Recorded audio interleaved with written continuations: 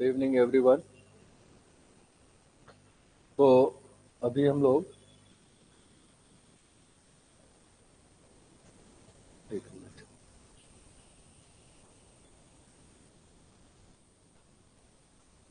Atomic spectrum start किए थे topic उस दिन। तो जनरल इंफॉर्मेशन दिए थे स्पेक्ट्रम होता क्या है ना। आज हम लोग डिटेल में चलते हैं। यहाँ पे न्यूमेरिकल किस टाइप से पूछ सकता है वो भी हम लोग देखेंगे, ठीक है ना। आवाज़ सब क्लियर है? आवाज़ क्लियर है सब? बताइएगा ऑनलाइन में जो है, बताइए तो आवाज़ क्लियर है ना।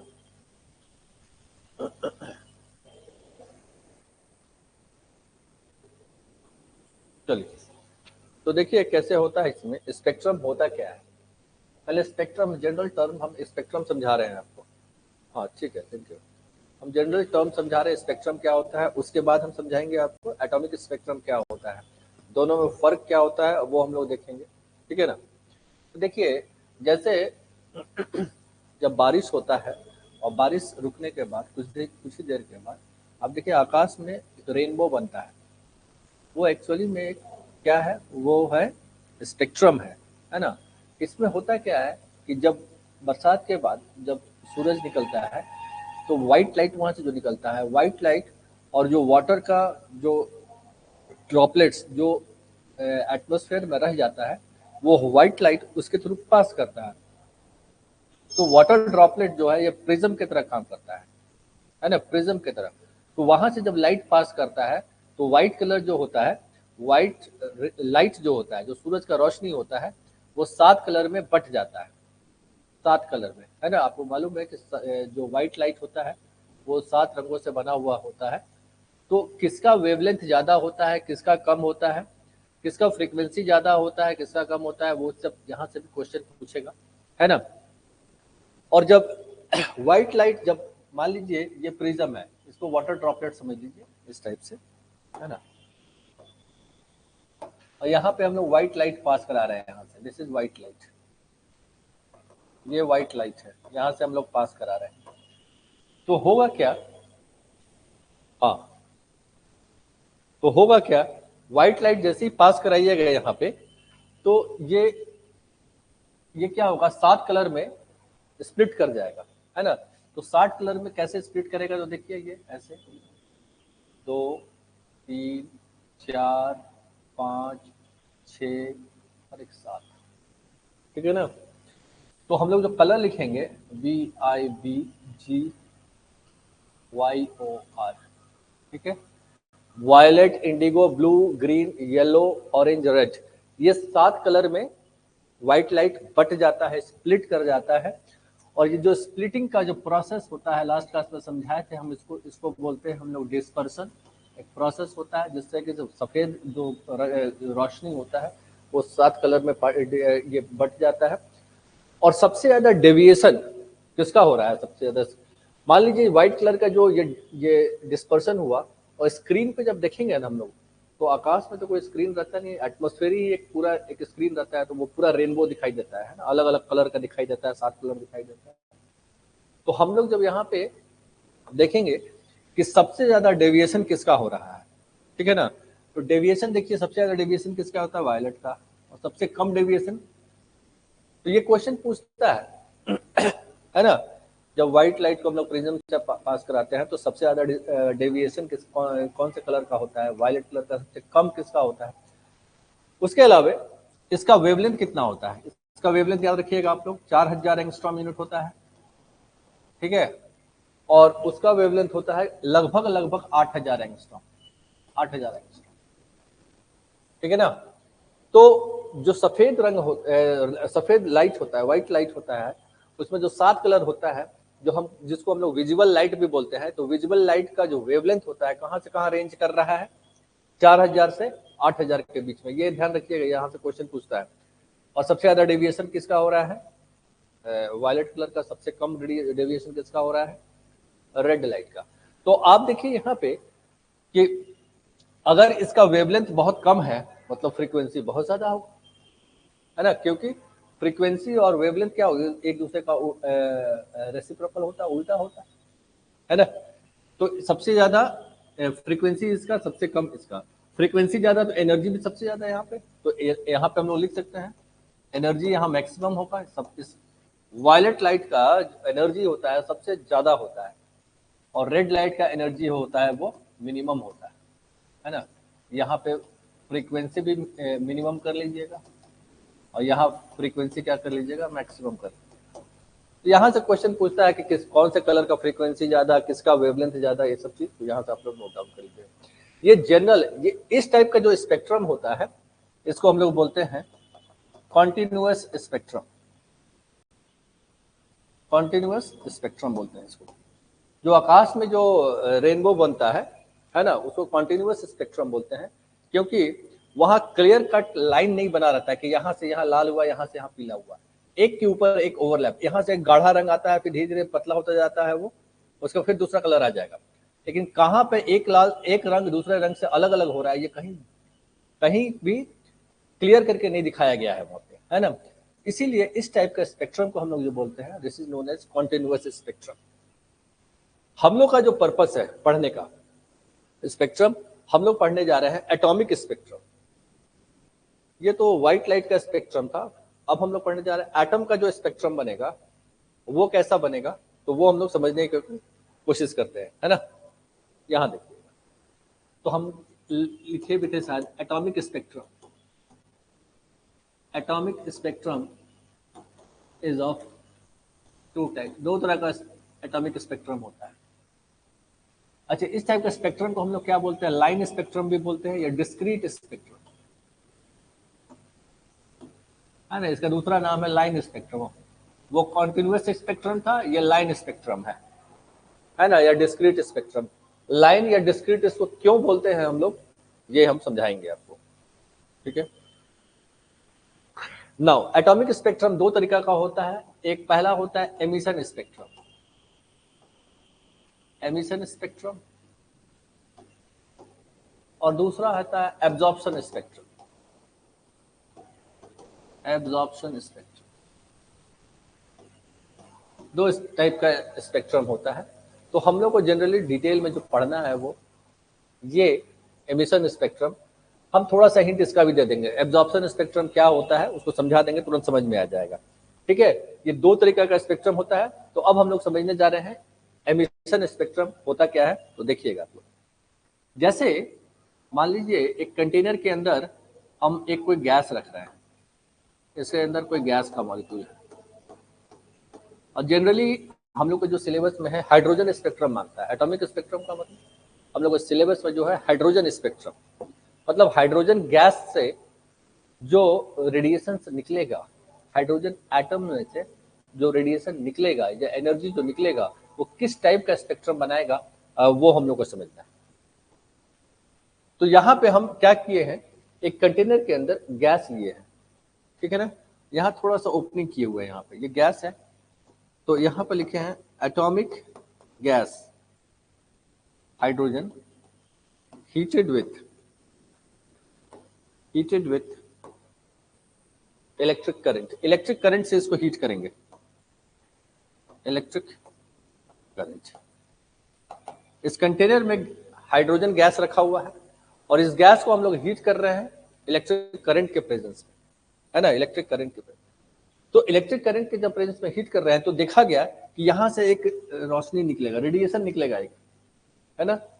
और उस रेडिएशन को जब हम लोग प्रिज्म से पास कराएंगे, इस रेडिएशन को जब हम लोग प्रिज्म से पास कराएंगे ऐसे करके, ठीक है ना, तो देखा गया इसमें क्या कि यहाँ पे 3-4 लाइन बनेगा, है ना, इस टाइप का, ठीक है। और एकदम फिक्स लाइन बनेगा, एकदम फिक्स लाइन बनेगा। जैसे कॉन्टिन्यूअस स्पेक्ट्रम में आप देखे थे ना कि जैसे स्पेक्ट्रम बनता था, एक कलर दूसरे कलर के ऊपर ओवरलैप कर रहा था, उसको कॉन्टिन्यूअस बोलते हैं। लेकिन यहाँ कॉन्टिन्यूअस नहीं बनेगा।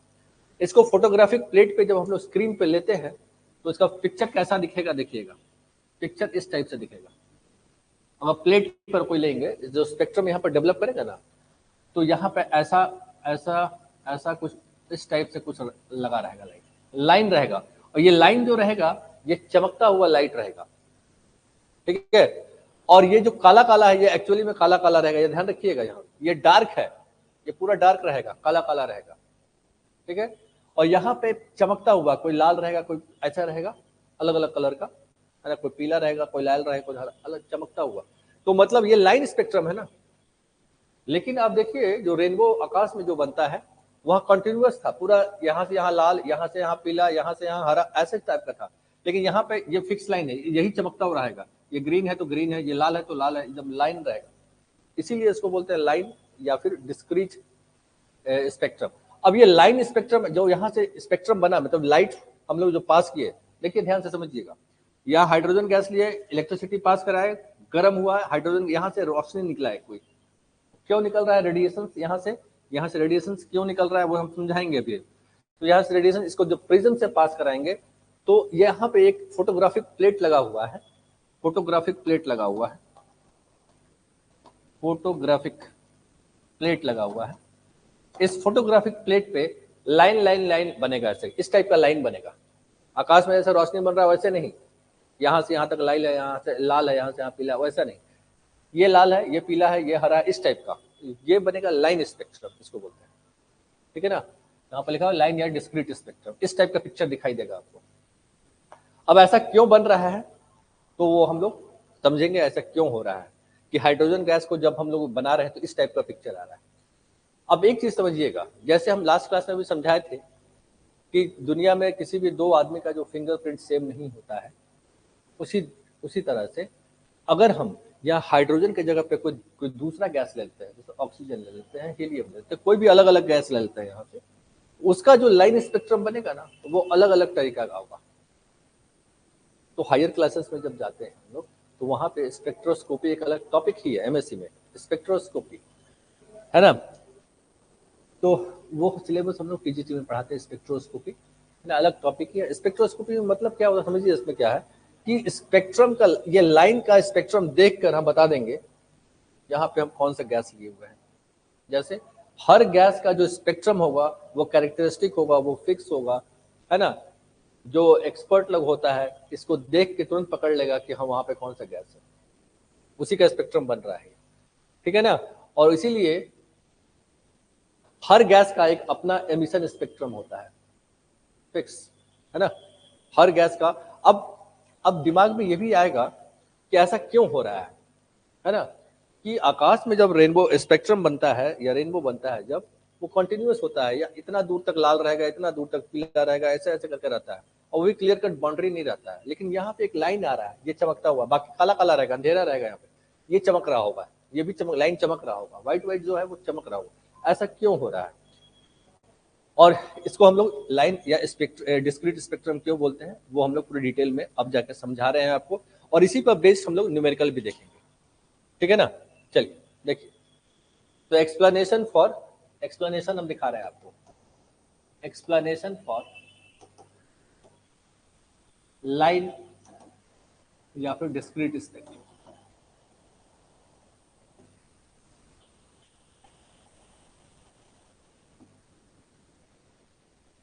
लाइन या डिस्क्रीट स्पेक्ट्रम। चलिए, तो लास्ट क्लास में हम समझाए थे एक एटम है, मान लीजिए ये फर्स्ट ऑर्बिट है, ये सेकंड ऑर्बिट है, थर्ड ऑर्बिट है, ये फोर्थ ऑर्बिट है, ये फिफ्थ ऑर्बिट, अलग अलग ऑर्बिट है, ठीक है ना। और इसमें एनर्जी का फॉर्मूला हम लोग कैसे लिखते हैं, -13.6 into n square by z square, z square by n square ना, z square by n square, ये एनर्जी का फॉर्मूला है। तो इस फॉर्मूला पे जब डालिएगा तो हर एक ऑर्बिट का एक अपना एक पर्टिकुलर एनर्जी होता है, समझिएगा। एटम, ये हम कौन सा एटम ले रहे हैं, इसको मान लीजिए हाइड्रोजन एटम है ना। अब दूसरे ढंग से और समझा रहे हैं इसको, देखिए, जैसे उस कंटेनर के अंदर हम लोग लिए क्या थे, हाइड्रोजन गैस। तो हाइड्रोजन गैस जब इसको हीट कीजिएगा ना तो ये हाइड्रोजन एटम में टूट जाएगा, ये मॉलिक्यूल है, ये एटम में टूट गया, अब अलग अलग एटम हो गया, उसमें से हम एक एटम को लिए आएंगे, इसका स्ट्रक्चर यहाँ पे, ठीक है, एक एटम का लिए स्ट्रक्चर। लेकिन उस कंटेनर के अंदर क्या एक ही एटम था, हजारों एटम है उसके अंदर, लाखों एटम होगा, मॉलिक्यूल तो बहुत, या एटम तो बहुत छोटा होता है, लाखों एटम होगा, है ना, ठीक है। अब समझिए, तो हर एटम में इलेक्ट्रॉन अपना ग्राउंड स्टेट पे है, मान लीजिए 100 एटम है, तो 100 एटम में इलेक्ट्रॉन जो है अपना ग्राउंड स्टेट में है। ग्राउंड स्टेट का मतलब वो फर्स्ट ऑर्बिट पे है, ठीक है। नाउ जैसे ही हम इलेक्ट्रिक करंट देंगे उसमें, है ना, तो क्या होगा, 100 एटम में से इलेक्ट्रॉन क्या होगा, जंप करेगा, क्योंकि इसका एनर्जी बढ़ रहा है, आप हीट कर रहे हैं उसको, एनर्जी उसका बढ़ेगा। और इनिशियली शुरुआत में इलेक्ट्रॉन यहाँ पे था, आप हीट कर रहे हैं, तो मान लीजिए पहले एटम में इलेक्ट्रॉन जंप करके यहाँ चला गया। सारे एटम में तो ऐसा नहीं हो सकता है, तो वहीं पे जाएगा। अरे किसी में फर्स्ट में गया, किसी में थर्ड में गया, किसी में फिफ्थ में गया, किसी में सिक्स्थ में गया, अलग अलग एक्साइटेड स्टेट में जाएगा, है ना। लेकिन उसके पहले ये समझिए, आपको मालूम है कि हर ऑर्बिट का अपना एक एनर्जी लेवल फिक्स होता है। हर ऑर्बिट का अपना एक एनर्जी लेवल फिक्स होता है, और कितना एनर्जी लेवल है ये सब लास्ट क्लास में बताए थे, हम फिर से नोट डाउन करते रहे। आप देखिए energy at the first orbit, first orbit का एनर्जी कितना होता है, -13.6। हाइड्रोजन एटम का बात कर रहे हैं, केवल हाइड्रोजन एटम का बात कर रहे हैं। क्यों? क्योंकि हाइड्रोजन का फर्स्ट ऑर्बिट का निकालिए, तो यहाँ फर्स्ट, यहाँ 1 डालिए, ये कट जाएगा, ये इतनी एनर्जी बचेगा। ये फर्स्ट ऑर्बिट का एनर्जी लेवल। अगर इलेक्ट्रॉन कोई फर्स्ट ऑर्बिट पे है हाइड्रोजन के, उसका एनर्जी हमेशा कितना होगा, इतना। बताइए, तो सेकंड ऑर्बिट पर रहेगा तो कितना हो जाएगा, इसी में फॉर्मूला में डालिए, फॉर्मूला में डालिएगा तो आंसर आ जाएगा आपको -3.4, -3.4। तो energy at the third orbit कितना हो जाएगा, ये सब फिक्स है ना, -1.51। Energy at the fourth orbit minus सब वैल्यू -0.85 है, 0. देखिए 0.85।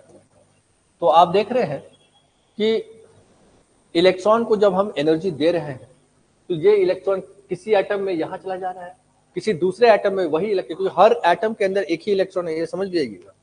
नील बोर का जो थ्योरी है वो केवल और केवल सिंगल इलेक्ट्रॉन स्पीसीज के लिए वैलिड है। तो हम केवल हाइड्रोजन एटम का स्पेक्ट्रम देख रहे हैं, हाइड्रोजन में जिसमें एक इलेक्ट्रॉन रहता है, ठीक है।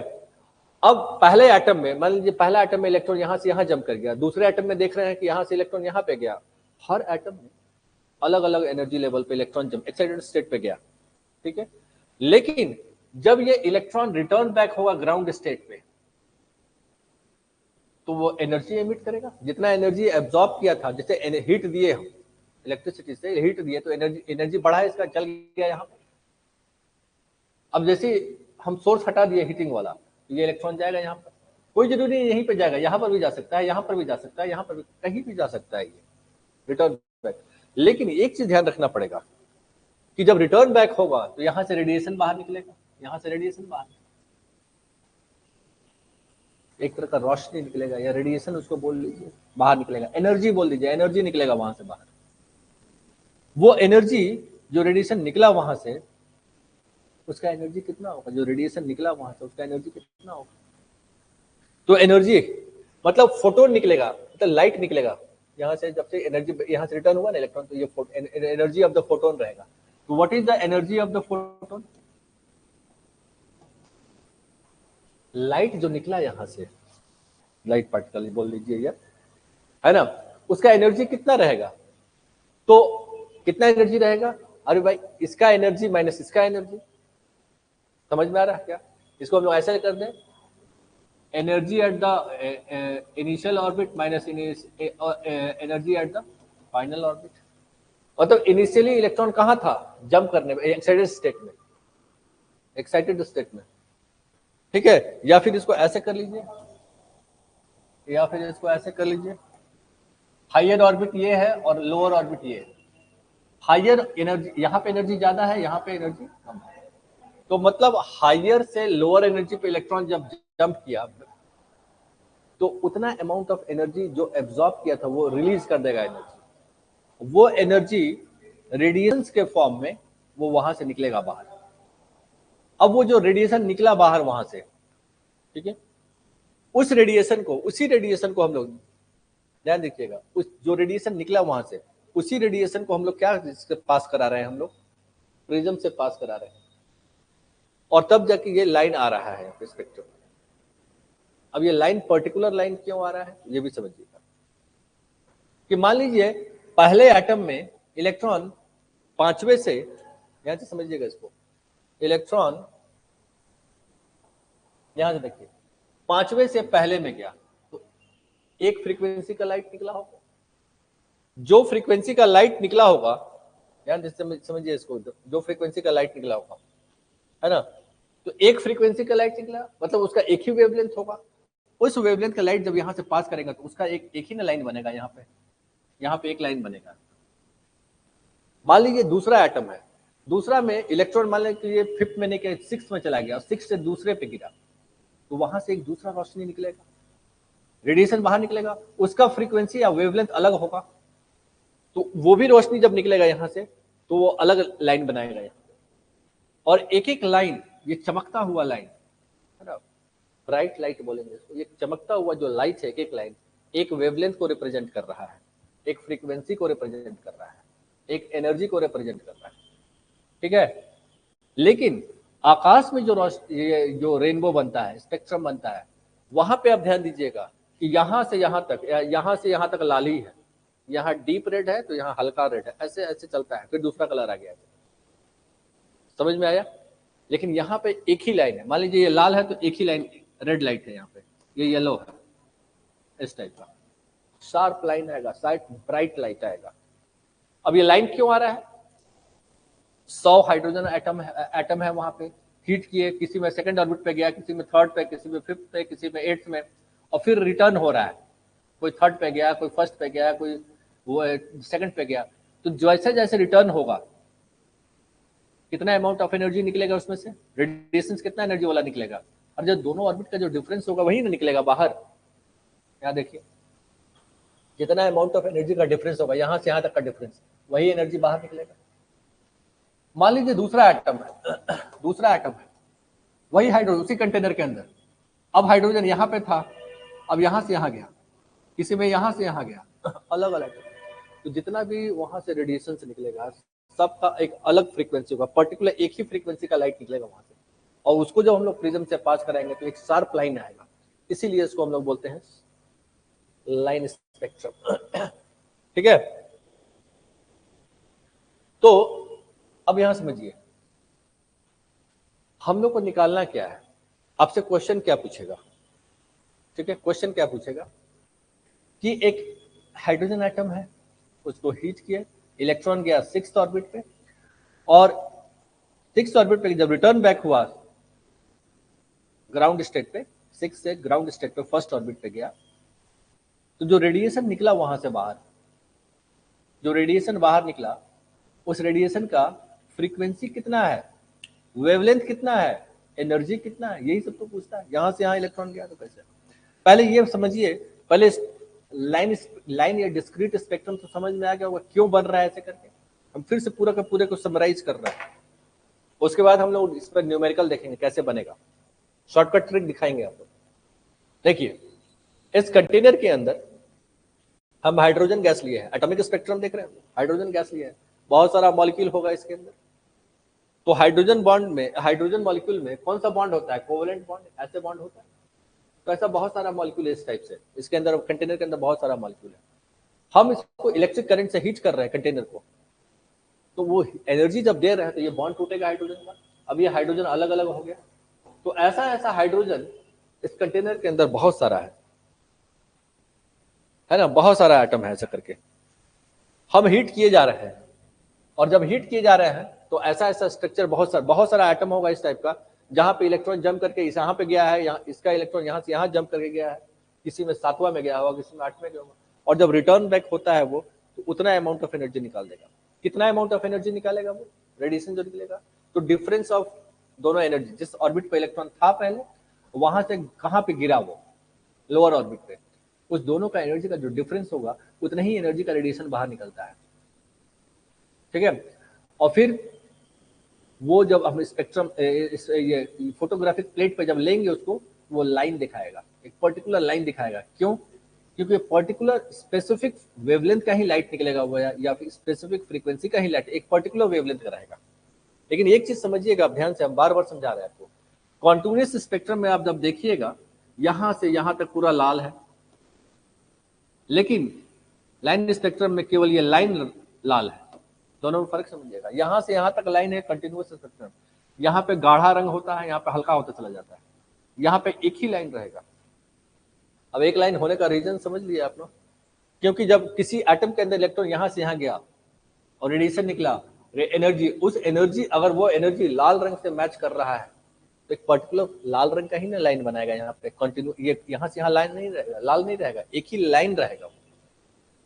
ठीक है, चलिए अब हम लोग एग्जाम में क्वेश्चन पूछेगा आपसे कि जब इलेक्ट्रॉन जंप किया है ना किसी भी ऑर्बिट से, हायर ऑर्बिट से लोअर ऑर्बिट पे गया, तो जो रेडिएशन निकलेगा या जो फोटोन निकलेगा, energy of the photon, light का एनर्जी जो निकलेगा वहां से, उसका एनर्जी कितना होगा, उसका वेवलेंथ कितना होगा, उसका फ्रीक्वेंसी कितना होगा, ये पूरा चीज हम लोग देखेंगे और कैसा क्वेश्चन पूछेगा वो भी हम लोग देखेंगे। चलिए आइए,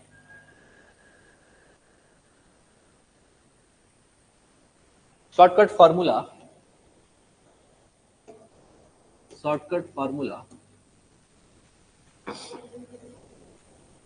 for finding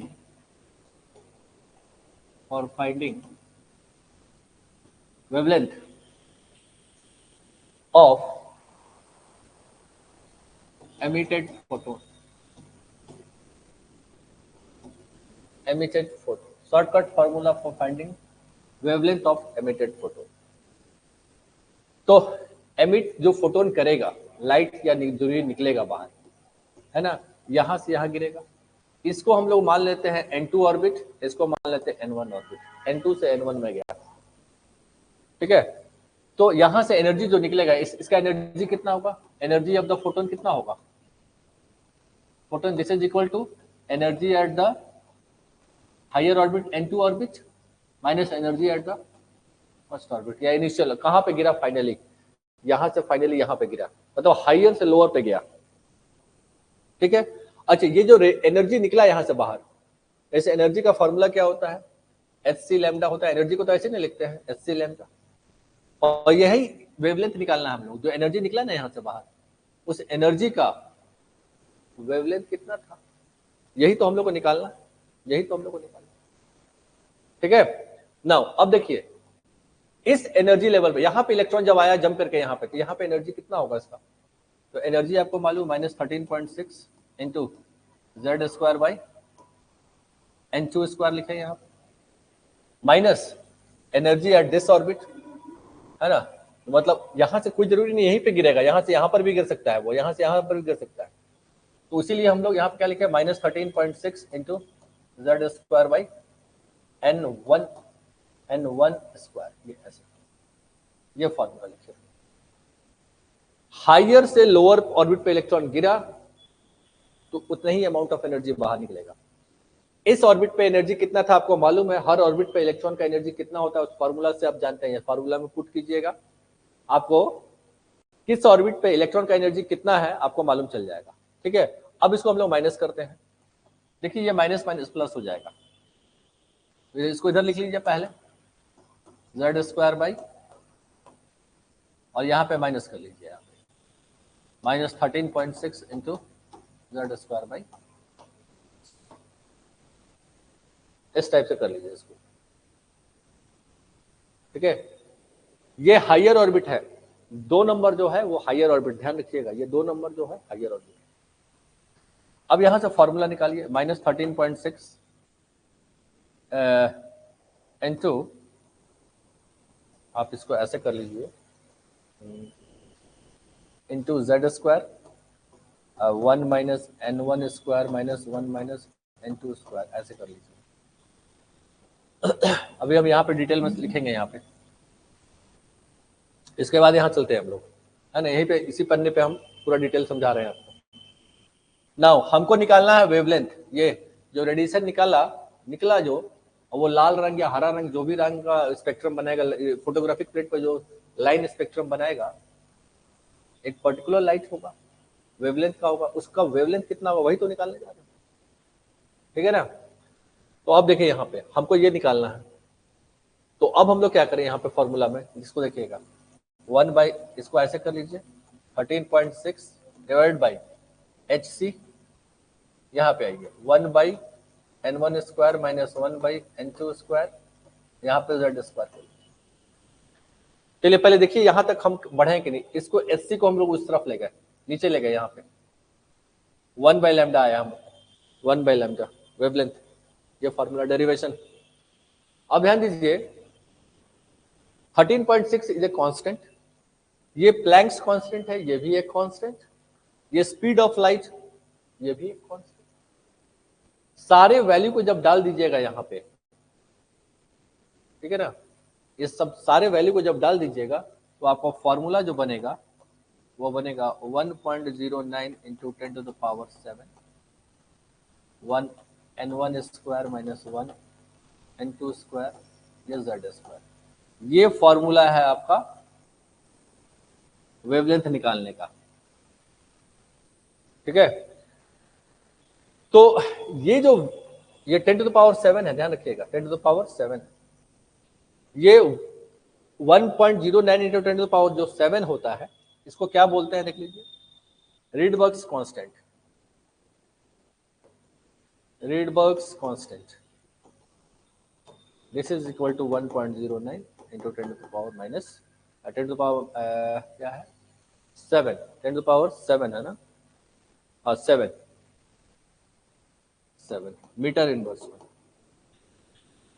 ये फॉर्मूला आपको याद रखना है। नाउ आप समझिए, यहाँ पे हम किसी भी एटम में देखने जा रहे हैं जिसमें सिंगल इलेक्ट्रॉन है, लेकिन हम लोग तो केवल हाइड्रोजन का पढ़ रहे हैं। अगर हाइड्रोजन का पढ़ रहे हैं तो एटॉमिक नंबर यहाँ 1 लिख दीजिए, यहाँ 1 लिख दीजिए, तो ये भी खत्म हो जाएगा, केवल इतना फॉर्मूला बचेगा। तो अगर आपसे एग्जाम में क्वेश्चन पूछेगा कि इलेक्ट्रॉन किसी ऑर्बिट से, मतलब चौथे पांचवें छठे कहीं से भी गिर के वहां से इलेक्ट्रॉन रिटर्न बैक हो रहा है, पहले पे गया, दूसरे पे गया, तीसरे पे, कहीं पर भी गया, तो जो रेडिएशन निकला, जो फोटोन निकला, उसका वेवलेंथ क्या है, तो ये वाला फॉर्मूला लगाइए। ये डाटा रीडबर्ग्स कांस्टेंट का याद रखिएगा। ये है फाइनली इलेक्ट्रॉन कहाँ गिर रहा है, हायर से लोअर पे आ रहा है, लोअर ऑर्बिट यहाँ पे, ये हायर ऑर्बिट कहाँ से कहाँ पे गिरा, है ना। तो हम लोग को निकल जाएगा कितना वेवलेंथ का लाइट निकला वहां, तो वही वेवलेंथ को जब हम प्रिज्म से पास कराते हैं तो फोटोग्राफिक प्लेट पे उसी का लाइन स्पेक्ट्रम बनता है, चमकता हुआ लाइन रहेगा वहां पे, पूरा फोटोग्राफिक प्लेट काला रहेगा, वहां चमकेगा, यहाँ पे लाल रंग चमक रहा है, यहाँ पीला रंग चमक रहा है, पर्टिकुलर फ्रीक्वेंसी का ही लाइट चमकेगा वहां पे, उसका कितना वेवलेंथ होगा, तो ये फॉर्मूला निकालने का है। लेकिन ये वेवलेंथ निकालने का बड़ा डिफिकल्ट, ये इसको जब सॉल्व कीजिएगा ना, कैलकुलेशन थोड़ा टफ होने लग जाएगा, है ना। तो कैलकुलेशन को हम लोग थोड़ा सिंप्लीफाई करते हैं। कैसे करेंगे सिंप्लीफाई, पहले इसको हम 1 मिनट टाइम दे रहे हैं आपको, इसको नोट डाउन कीजिए आप लोग। कैलकुलेशन हम सिंप्लीफाई कर देंगे तुरंत, एग्जाम में आपको कैलकुलेशन में मत फंसिएगा, तुरंत आंसर आ जाएगा आपका।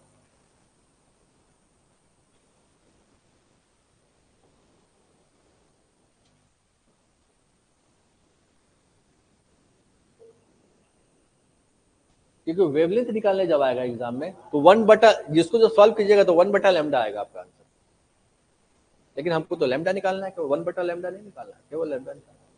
तो कैसे सॉल्व करेंगे हम लोग, कैलकुलेशन कैसे फास्ट हो जाएगा, वो हम लोग देखने जा रहे हैं। इस फॉर्मूला को हम एक और सिंप्लीफाई करके लिखते हैं, देखिए इस फॉर्मूला को हम लोग ऐसे लिखते हैं, r z square 1 n 1 square minus 1 n2 square, ठीक है।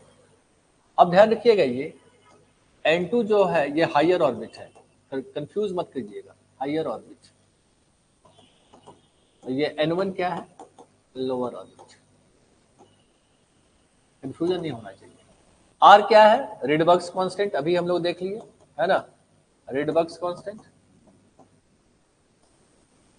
z क्या है, एटॉमिक नंबर, तो हम लोग को मालूम है कि हम लोग तो ऐसे तो हम लोग पढ़ रहे हैं हाइड्रोजन स्पेक्ट्रम, लेकिन ये स्पेक्ट्रम हमको hydrogen and hydrogen like atom के लिए भी हो सकता है, जैसे हीलियम प्लस के लिए भी हो सकता है, लिथियम 2 प्लस, बेरिलियम 3 प्लस, इस सब के लिए भी तो स्पेक्ट्रम बने, क्योंकि सिंगल सिंगल एटम है, इलेक्ट्रॉन है इसके लिए।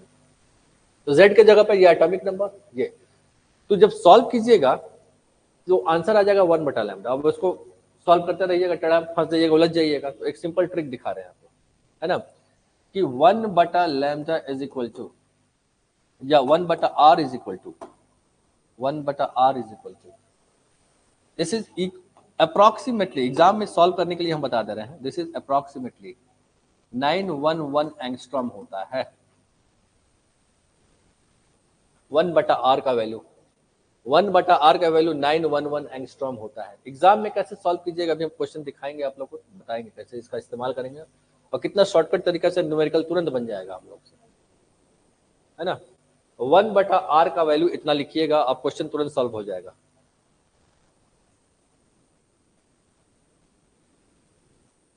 अच्छा चलिए दूसरा चीज, मान लीजिए आप वेवलेंथ निकाल लिए, वेवलेंथ निकाल लिए, फिर पूछेगा कि जो एनर्जी निकला वहां से दोनों में से, है ना, उसका एनर्जी कितना था, मतलब हायर ऑर्बिट से लोअर ऑर्बिट पे इलेक्ट्रॉन गिरा, एनर्जी निकला, एनर्जी ऑफ द फोटोन निकला, फोटोन निकला, लाइट निकला, उसका एनर्जी, उसका वेवलेंथ दे दिया।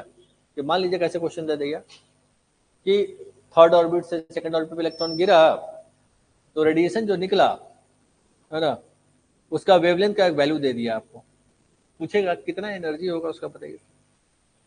तो आप पूरा कैलकुलेशन करके आप निकाल सकते हैं, लेकिन शॉर्टकट ट्रिक हम दिखा रहे हैं, है ना। तो एनर्जी को ऐसे भी निकालते हैं, energy at electron volt this is equal to 1 2 3 4 1 2 3 7 5, रुकिए 1 2 3 7 5 डिवाइड बाई यस लैम्डा, और लैम्डा भी किस में, दिस इज इन एंगस्ट्रॉम। अगर एंगस्ट्रॉम में दिया हुआ है कि मान लीजिए ऐसा दिया हुआ है ना, ऐसा एटम इलेक्ट्रॉन यहाँ से जंप किया, एनर्जी निकला बाहर, इसका वेवलेंथ का कुछ वैल्यू दे दिया, यहाँ पे पूछेगा कितना एनर्जी निकला होगा, तो ये फार्मूला डालिए, डायरेक्ट फार्मूला। अब वो लंबा कैलकुलेशन कीजिएगा, फंस जाइएगा, ऐसे भी टेंशन हो जाएगा, क्योंकि आप कौन सा फार्मूला इस्तेमाल कीजिएगा, आप यही जाइएगा, एनर्जी कितना होगा, ये फार्मूला लगाइएगा, ये फार्मूला लगा के एनर्जी का डिफरेंस निकालिएगा। इतना नहीं करके अगर वेवलेंथ दिया हुआ है आपको, वेवलेंथ का वैल्यू डालिए, कितना एनर्जी निकला तुरंत निकल जाएगा आंसर, शॉर्टकट तरीका। लेकिन सबसे इंपॉर्टेंट ये वाला चीज आप लोग ध्यान रखिएगा, इसका वैल्यू 1/r का, r का वैल्यू तो इतना होता है, लेकिन 1/r का वैल्यू इतना होता है। और आपको मालूम है 1 एंगस्ट्रॉम इज इक्वल टू कितना होता है, 10⁻⁻10 मीटर होता है, ये भी याद रखिएगा।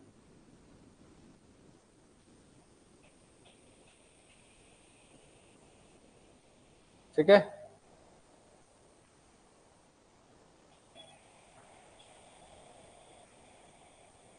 चलिए अब जो लाइन स्पेक्ट्रम बना, लाइन स्पेक्ट्रम बना, वो उसको हम लोग बोलेंगे स्पेक्ट्रल लाइन, ठीक है ना। और स्पेक्ट्रल लाइन कैसे कैसे बनेगा वो हम दिखाने जा रहे हैं, अब डिटेल में समझा, और थोड़ा सा और डिटेल में चलते हैं आप लोग, भैया समझाते हैं आप लोग को। ये फर्स्ट ऑर्बिट, ये सेकंड ऑर्बिट, ये थर्ड ऑर्बिट, ये फोर्थ ऑर्बिट, ये फिफ्थ ऑर्बिट, ये इंफिनिटी पे आ गया, ये इंफिनिटी पे आ गया, है ना। तो energy at the first orbit यहाँ कितना होता है, -13.6, है ना। Energy at the first orbit, ये हम लोग यहाँ से ले रहे हैं, ग्राउंड स्टेट है ये एनर्जी है, दिस इज एनर्जी। एटम का फर्स्ट ऑर्बिट, हाइड्रोजन एटम का फर्स्ट ऑर्बिट में एनर्जी कितना इलेक्ट्रॉन का होता है, -13.6, n इज इक्वल टू 2, यहाँ पे एनर्जी कितना हो जाएगा, -3.4 electron volt, n is equal to 3, n1 इतना, n2, n3, रुकिए n3 यहाँ पे ऐसे कर लीजिए। थर्ड ऑर्बिट पे एनर्जी कितना रहेगा, हम लोग देखे थे -1.51, -1.51 इलेक्ट्रॉन वोल्ट। चौथे पे एनर्जी कितना रहेगा,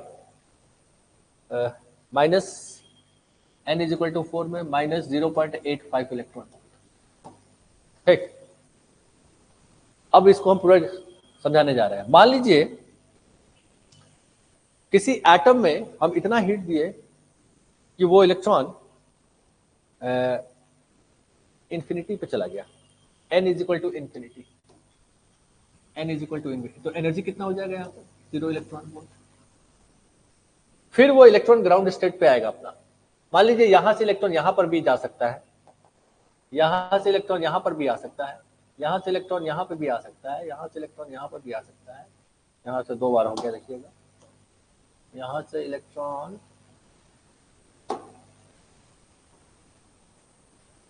यहाँ पे भी आ सकता है, और यहाँ से इलेक्ट्रॉन यहाँ पर भी आ सकता है, यहाँ से इलेक्ट्रॉन यहाँ पर भी आ सकता है। ठीक है, तो इतना पॉसिबिलिटी है, इतना पॉसिबिलिटी है कि इन्फिनिटी से, है ना, इन्फिनिटी से या इन्फिनिटी से इलेक्ट्रॉन कहीं भी गिर सकता है। ठीक है, या फिर हम लोग इसको ऐसे भी समझे, इसको ऐसे भी समझे कि दूसरा ढंग से समझाते हैं इसको, रुकिए, इसको हम दूसरा ढंग से और सिंप्लीफाई कर रहे हैं इसको, और हम सिंप्लीफाई करते हैं इसको, रुकिए।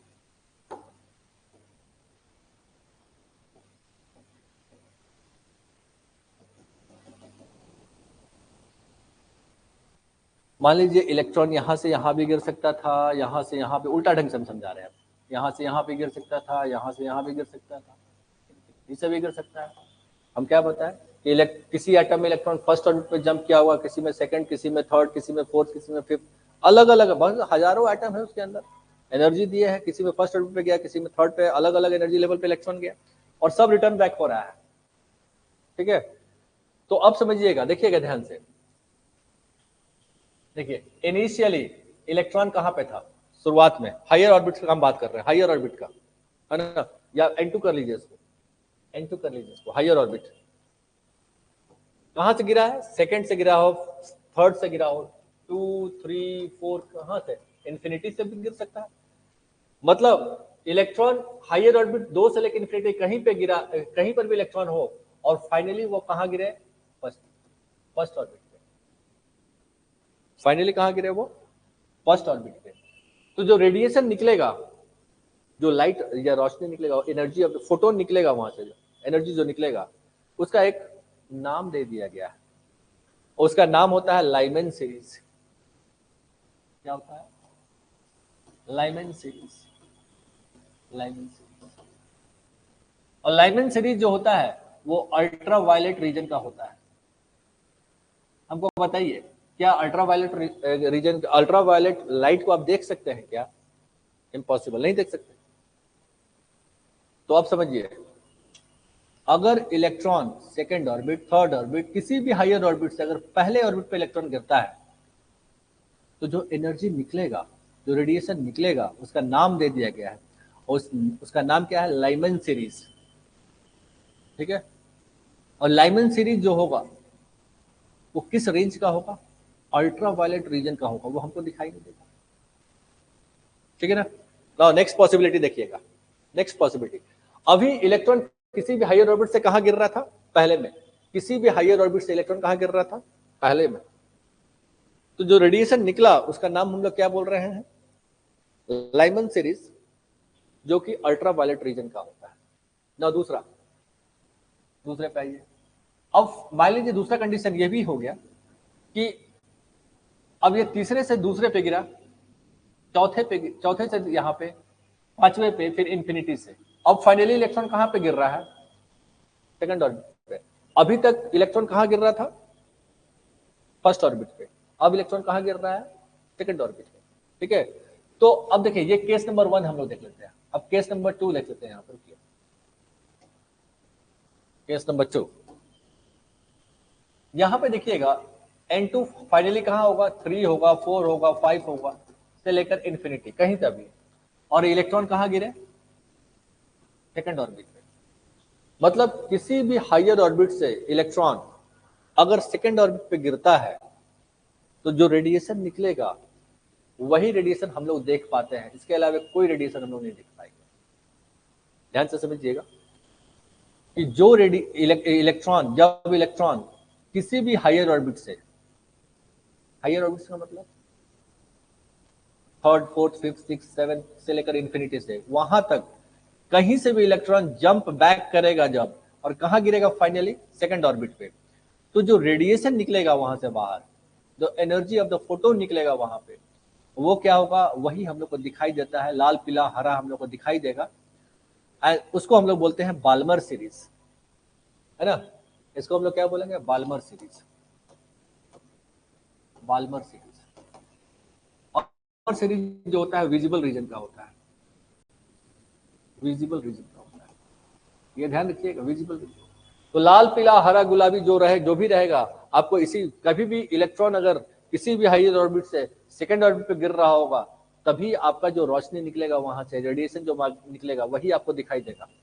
अगर इलेक्ट्रॉन किसी भी हायर ऑर्बिट से पहले ऑर्बिट पे गिर रहा है तो जो रेडिएशन निकलेगा आपको दिखाई नहीं देने वाला। ठीक है, क्यों? क्योंकि जब फर्स्ट ऑर्बिट पे इलेक्ट्रॉन गिरता है तो जो एनर्जी निकलता है वहां से वो अल्ट्रा वायलेट रीजन का होता है, जिसको हम लोग लाइमैन सीरीज बोलते हैं, लाइमैन सीरीज। अब लाइमैन सीरीज क्यों? क्योंकि बहुत सारा लाइन बनेगा ना, अरे हजारों एटम है उसमें, कहीं पे 7 से फर्स्ट पे गिर रहा है, कहीं पे 10th से फर्स्ट पे गिर रहा है, इंफिनिटी से फर्स्ट पे गिर रहा है, बहुत सारा लाइन बनाएगा वहां, बहुत सारा लाइन बनाएगा, है ना। और इसीलिए लाइन स्पेक्ट्रम में बहुत सारा लाइन दिखाई देता है। बहुत सारा लाइन का मतलब क्या? एक क्लियर पिक्चर हम अगले क्लास में आपको दिखाएंगे, है ना, कैसे स्पेक्ट्रम बनता है। यहां से यहां तक अलग अलग लाइन, बस लाइन बहुत क्लोज क्लोज रहेगा। अब ये क्लोज क्लोज क्यों रहता है, कहीं कहीं पर गैप क्यों रहता है, वो सब समझाएंगे अगले क्लास में हम, है ना। लेकिन अभी देखिए, तो अगर किसी भी हायर ऑर्बिट से इलेक्ट्रॉन सेकंड ऑर्बिट पे गिरता है तो जो रेडिएशन निकलेगा बाहर, जो एनर्जी ऑफ द फोटोन निकलेगा बाहर, उसको हम लोग नाम दिए हैं बाल्मर सीरीज, और वो विजिबल रीजन का यही हमको दिखाई देता है। और तीसरे में आइए N2, मतलब हायर ऑर्बिट क्या हो जाएगा, 4, 5, 6 से लेकर कहां तक, इंफिनिटी, और फाइनली इलेक्ट्रॉन कहां गिरेगा, थर्ड ऑर्बिट पे।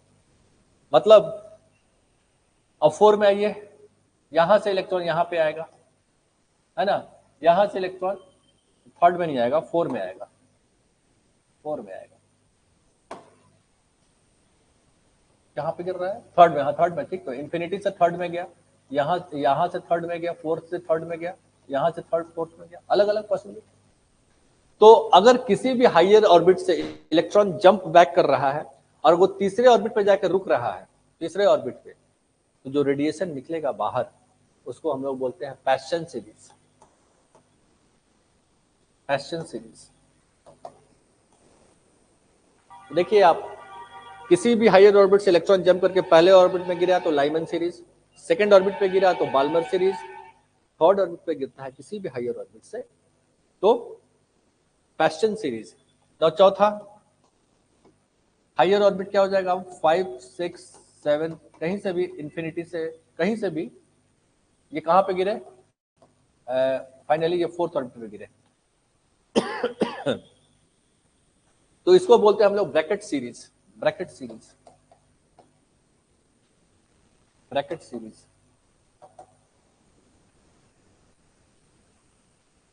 ठीक है ना, ऐसे ब्रैकेट सीरीज। इसको उतारिए, दो और है, उसके बाद हम आज क्लोज करेंगे।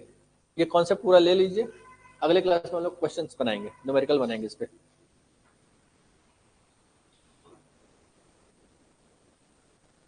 यहां से जनरली क्वेश्चन पूछता है कि अगर इलेक्ट्रॉन कहीं से हायर ऑर्बिट से अगर फर्स्ट ऑर्बिट पर गिर रहा है तो रेडिएशन जो निकल रहा है उसका नाम क्या है, तो लाइमन सीरीज। सेकंड ऑर्बिट में हायर ऑर्बिट पे गिर रहा है तो बाल्मर सीरीज। और बाल्मर सीरीज किस रीजन का है, तो विजिबल रीजन का है भाई, हम जिसको हम देख सकते हैं, बाकी सिर्फ हम नहीं देख सकते हैं। तो लाल पीला हरा गुलाबी जो भी निकलेगा वो किसी भी हायर ऑर्बिट से इलेक्ट्रॉन जंप बैक करेगा कहां पे, सेकंड ऑर्बिट पे। ठीक है, 4 नंबर हो गया। 5वां में आइए, 5वां में आते हैं।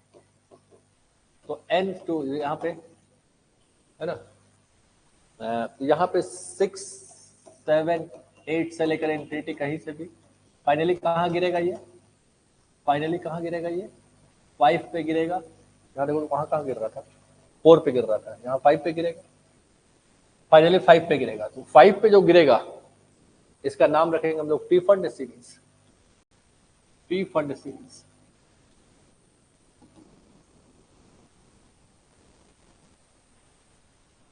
ठीक है, पी फंड सीरीज। ये जो होता है पी फंड सीरीज, ये इंफ्रारेड रीजन का होता है। इंफ्रारेड, ये भी हमको दिखाई नहीं देता है, इंफ्रारेड रीजन, इंफ्रारेड रीजन का होता है। चमगादड़ हो तो सब दिखता है ना लोगों को, ये भी इंफ्रारेड रीजन है। 3 और 4 जो है इंफ्रारेड रीजन का है, इसको भी लिख लीजिए, 3 और 4 ये भी इंफ्रारेड, यहां से जो रेडिएशन निकलता है वो इंफ्रारेड रीजन का रहता है। है ना, ये सब भी हमको दिखाई नहीं देगा। हमको दिखाई देगा किसी भी एटम में से अगर हायर ऑर्बिट से इलेक्ट्रॉन जंप बैक करके सेकंड ऑर्बिट पे जा रहा है, तब हमको जो वहां से रेडिएशन बाहर निकला वही हमको लाल पीला दिखाई देगा, बाकी कुछ नहीं दिखाई देगा।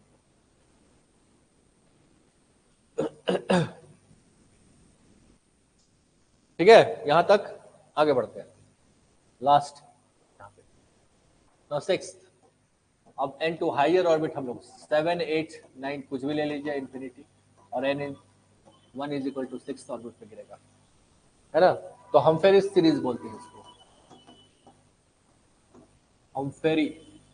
हमफेरी सीरीज। इसको बोलते हैं फार इंफ्रारेड रीजन का होता है, फार इंफ्रारेड रीजन का होता है ये। तो क्वेश्चन कैसा पूछेगा आप समझ गए। किसी भी हायर ऑर्बिट से इलेक्ट्रॉन पहले पे जंप कर रहा है तो रेडिएशन जो निकला उसमें से एनर्जी जो निकला उसका नाम रख दिया गया क्या, पहला वाला पे गिरा तो लाइमन सीरीज, दूसरे पे गिरा तो बाल्मर सीरीज, तीसरे पे गिरा तो ब्रैकेट सीरीज, है ना। पैशन सीरीज चौथे पे गिरा तो ब्रैकेट सीरीज, टीफर्ड सीरीज, फिर हमफेरिस सीरीज, है ना। और किस किस रीजन का होता है, ठीक है।